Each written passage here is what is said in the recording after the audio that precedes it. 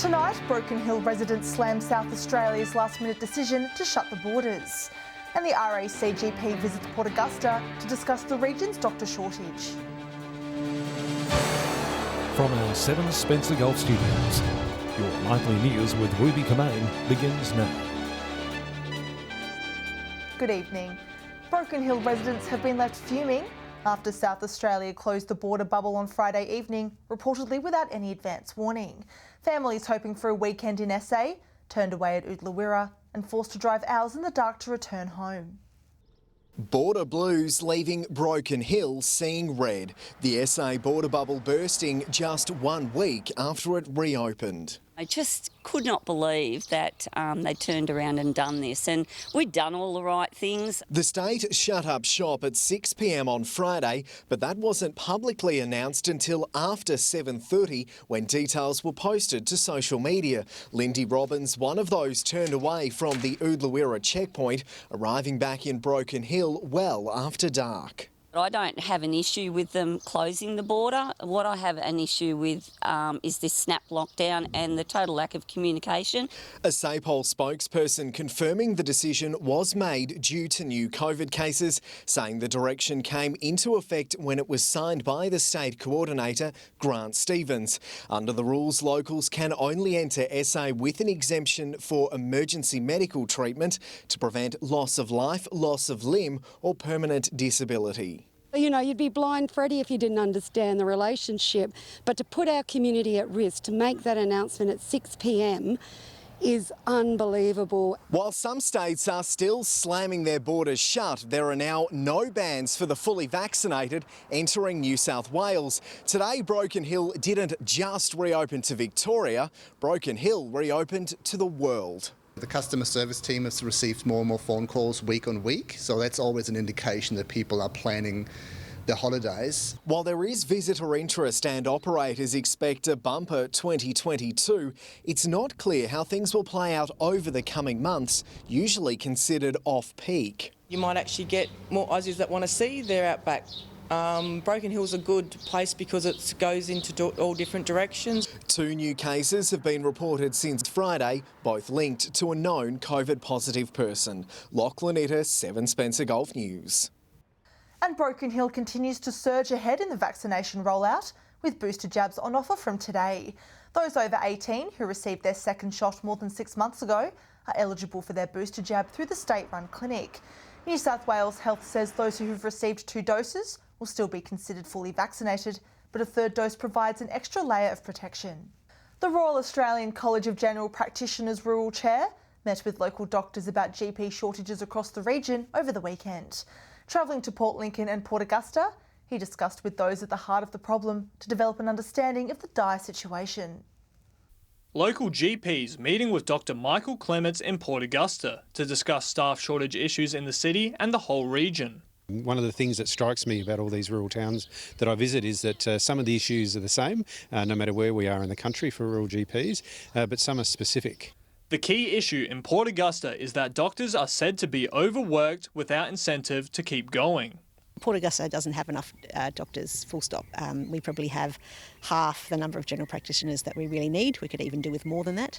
The shortage exacerbated by doctors choosing to move into specialised fields over general practice, as well as the COVID-19 pandemic halting the arrival of international medical graduates to fill the void. When you've only got a very small pool of resident people, it's the same people that are getting asked in those emergencies all the time, and if we're not careful, then we're going to get burnt out.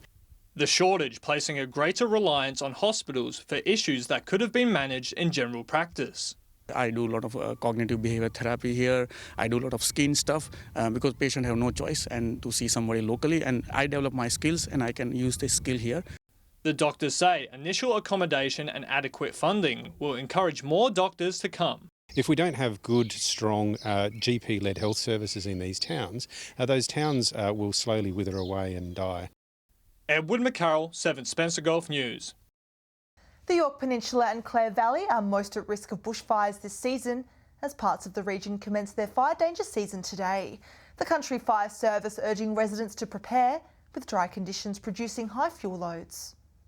Two homes under threat as hot and dry conditions spur on a grass fire, rapidly spreading along this section of Warnertown Road in Port Pirie today. It's a timely reminder for residents, with today marking the start of the fire danger season in parts of our region. And my message to South Australians is simple. Have a plan, prepare well, stay informed. Authorities say as the weather starts to warm up towards the end of spring and vegetation begins to dry out, now is the time for everyone in South Australia to turn their mind to being bushfire ready. There's no time to be complacent, given that the fire danger season in some areas has started today, and people really need to prioritise this week to get that plan done and dusted. The CFS recording record levels of grass growth in the Clare Valley and York Peninsula, saying there is some risk there already, anticipating large bushfires once it dries out. In both those regions, they're getting fairly high now, so upwards of 60 or 70% cured, which means they're getting very dry and very flammable. And particularly before harvest, that will mean there's a lot of fuel for a fire to consume.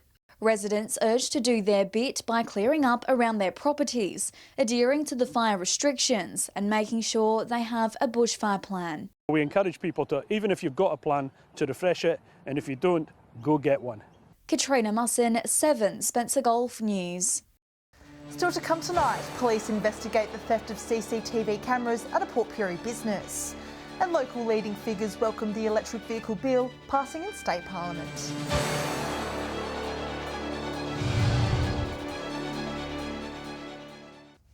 Welcome back. Police are investigating a theft from a Port Pirie South business last week. At around 12:30am on October 25, police say a man attending a business on Esmond Road removed CCTV cameras, a sensor light and 3 roller trays. The suspect was captured on camera wearing a distinctive black and orange jumper with yellow writing on the top right shoulder. Anyone who recognises the man or may have any information is urged to contact Crime Stoppers. A driver has lost his licence after being caught allegedly drink driving at Port Broughton. Just after 7 on Friday night, police stopped a car on West Terrace, submitting the driver to a breath test. The 63-year-old local man allegedly returning a reading of 0.085. He was reported for drink driving, lost his licence and will appear in court at a later date. Meanwhile, a man has been arrested after he was caught allegedly speeding at Nelsheby. Police allege at about 4:40 yesterday afternoon, officers on the Augusta highway detected a Jeep station wagon travelling at 171 kilometres an hour in a 110 zone. A 33-year-old Adelaide man was arrested and charged. His car was impounded for 28 days and he was bailed to appear in court at a later date. The switch to electric vehicles has made a significant step forward in state parliament, with a legislative bill passing last week. The bill will see South Australians offered incentives towards the purchase of an electric vehicle. Labelled a critical moment for the future of South Australia. The state government's electric vehicle levy bill passing through Parliament on Thursday, driving the take-up of electric vehicles. The first 7,000 electric vehicles purchased will get a $3,000 subsidy, and there will also be a annual registration charge exemption for 3 years. The bill also maintaining the delayed introduction of the electric vehicle road user charge from July 1 next year to 2027, or when 30% of cars on our roads are EVs. As more and more electric vehicles are purchased, it wouldn't be fair for 100% of the tax burden to just stay with people with petrol and diesel cars. It needs to be shared evenly across both. The RAA supporting the bill. The advantage of it is the more electric vehicles that come on and the greener our network gets, the greener our transport gets. Meanwhile, the Energy Minister says the state government is still working towards developing more than 500 electric vehicle charging stations across the state, with an announcement expected soon. We've shortlisted down to those ones that really stood out from the others, and we're hoping very shortly to be able to announce the partners with whom we will actually build this electric vehicle recharging network across the entire state. Katrina Musson, 7 Spencer Golf News. Tourists and returning residents to the Still City were greeted with the new terminal design at the Whyalla airport today.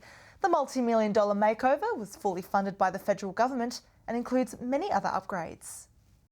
It's an upgrade that reaches new horizons and opportunities for the Steel City. The refurbishment of Whyalla's airport, months in the making, now completes and open to the public. It's really exciting. It's been a lot of work from the council and also from the contractors to get the doors open today. It's going to be really a big game changer for tourism in our city. The $12.1 million federally funded upgrade seeing an expanded terminal with enhanced facilities. An upgraded runway also installed, in addition to improved safety and security measures mandated by the federal government. We were asked to upgrade this airport by the federal government due to security upgrades, and this has happened all across Australia for a lot of other regional airports. It's hoped the upgrades will bring more tourists from around Australia and the world to visit and explore the northern Spencer Gulf. The project also completed using local steel and labour, which council says will help the economy. It's going to be great for all the airlines, for the car hire businesses. It's just going to make their life a lot more comfortable, and they deserve it. And that's one of the benefits out of this upgrade. Mark Zeta, 7 Spencer Gulf News. Stay with us after the break. Local businesses and their hard work recognised at an awards ceremony, while green-fingered winners of an arid zone gardening competition are announced.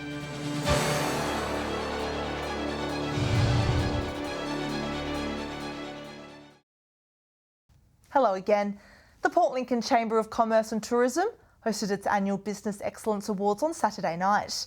Businesses recognised in front of their peers for the outstanding work they're doing within the community. A night of glitz and glamour as the Port Lincoln Business Excellence Awards returned to the city after a year off due to COVID. A number of small businesses recognised for their innovation over the past 12 months.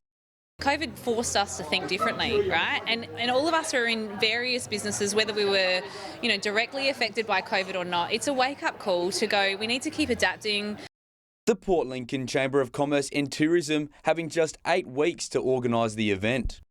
Honestly, these things are always a lot to pull together, but when we get here, it's such a blast. Everyone's having a really great time, and there's so many amazing winners this year as well.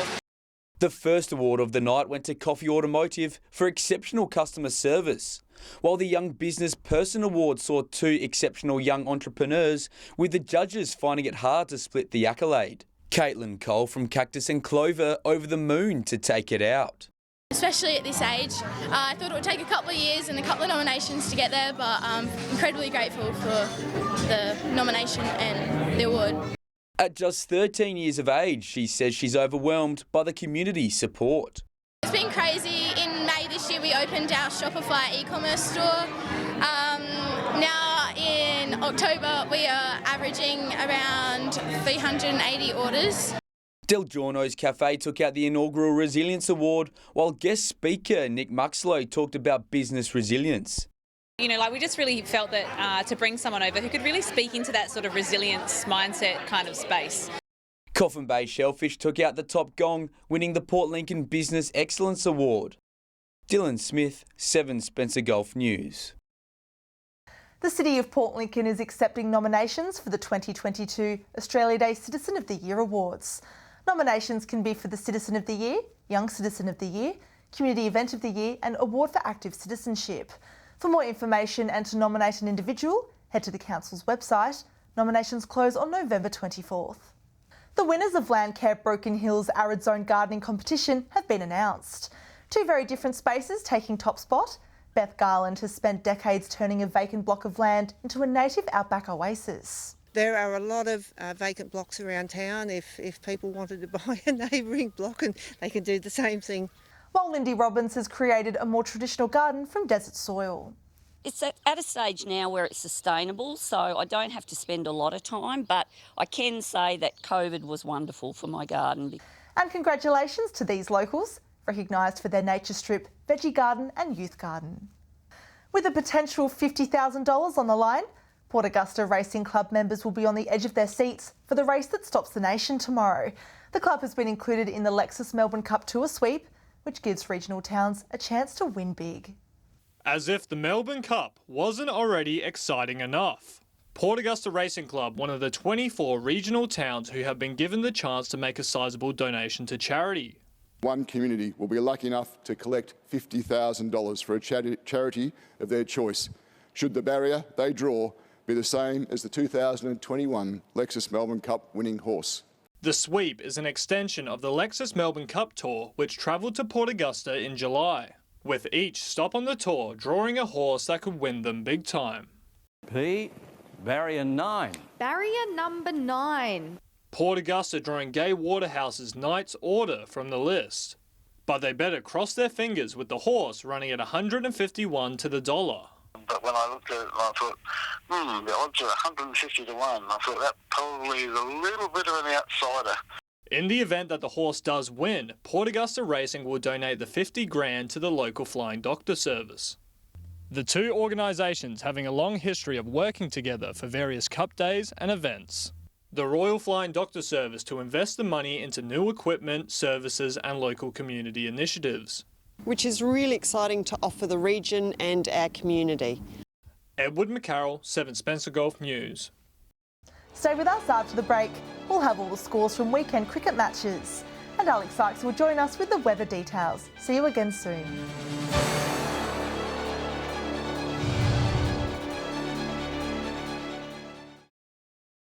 Welcome back. With windy and calm conditions across the Spencer Gulf, the region's cricket teams used the weather to their advantage over the weekend. With all the cricket results, here's Mark Zeta. After the wild weather wreaked havoc only 2 days before, it was all clear skies for Whyalla's cricket teams as they competed for round 2. At Memorial Oval on Saturday, North Whyalla and Rapina squared off to start the round. North's Matthew Quest started off the innings, scoring 73 runs, hitting 3 fours and 1 6 in the process. However, David Atkinson was the team's leading run scorer with 86 not out, facing 121 balls. North scored 190 runs with 3 wickets after 45 overs at the end of their innings. For Rapina, Dale Chenoweth led his team in runs at 31 not out. However, the match was declared a draw after the sprinklers turned on, with Rapina scoring 4 for 55 at the end of 20.5 overs. In the other match at Bennett Oval, Central Whyalla took out the win against West Whyalla by 2 wickets. Bradley Smith was Central's leading run scorer at 57. For Wests, Patrick MacArthur led his team with 64 runs. Moving over to Port Pirie, Proprietary defeated Wandera by 47 runs at Pirie West Oval. Benjamin Brown and Tate Bradley both scoring 19 runs each for the home team. In the other match, Southport won against Port Germain by 1 wicket. In Port Lincoln, Tasman defeated Waybacks by 93 runs at Ravendale Oval. It was a much closer match at Whangaree Oval, with Southern Air defeating Todd River by 39 runs. Moving back off north to Port Augusta, Corn defeated West Augusta by 5 wickets at Chinnery Park. While at Etsa Oval, South Augusta managed to get the win against the Central Cricket Club, also by 5 wickets. That's it for this weekend's cricket wrap. Tune in tomorrow where we take a look at the rest of the weekend's sports results. Time now to take a look at what's happening in the weather. Here's Alex Sykes. Thanks, Ruby, and good evening, everyone. Sunny conditions across the region today, with temperatures sitting mainly in the high 20s to low 20s. But it will turn during the middle of the week. More detail on that in just a moment. From 3 p.m. today, Port Augusta was 27, Port Lincoln was 23, and Broken Hill also reached a high of 27 degrees. Looking further out across the region now, Whyalla was 28, Port Pirie, Kadina and Cleve were all 29, Adelaide was 25, Woodnor was 30 degrees, Clare was sunny and 26, and Cooper Pedy had a possible shower and was 30 degrees. Taking a look at the satellite image now, cloud crossing South Australia as tropical moisture feeds a trough and generates some showers. Skies are relatively clear in the south. Moving on to tomorrow's weather outlook now, and we'll start with the Gulf waters and looking like a calm day on the seas. Easterly winds 15 to 20 knots, seas around 1 metre, increasing to 1.5 by the early evening on the Eyre Peninsula, and south to southwesterly swell 1 to 2 metres. Showers developing across the south and west tomorrow. Port Lincoln 28, Cleve and Woodner will both reach a high of 32. Whyalla, a shower or two developing 33 degrees. Port Augusta, a shower or two and set to reach 35 degrees. Kadina, similar conditions and 32. Port Pirie, also a shower or two and 35 degrees. Clare is set to reach 32 and it'll be partly cloudy in Broken Hill and it's set to reach a high of 33 degrees there. Taking a look further through the week now, get the umbrella out on Wednesday. Showers right across the region. Thunderstorms even for Broken Hill, set to reach a high of 29 degrees there. 30 degrees will be the region's highest top temperature, while it will get to a low of just 21 degrees in Port Lincoln. Thankfully, conditions will clear on Thursday and it's forecast to be quite a perfect spring day. Sunny for Cooper Pedy, Port Augusta, Woodner and Port Pirie. Partly cloudy everywhere else. 30 will be the top in Cooper Pedy, while Port Lincoln will just get to a max of 20 degrees. And heating up further on Friday, showers for Cooper Pedy. Broken Hill will be sunny, partly cloudy across everywhere else. Temperatures are set to sit in the high 20s to mid 30s. So Ruby, it looks like the second half of the week is set to bring some warmer and calmer conditions to our region. And that's all the weather from me for tonight. It's back to you. Lovely, thanks for that, Alex. And that's the local news this Monday evening. Thanks for joining us. I'll have updates later. Until then, enjoy your evening. Good night.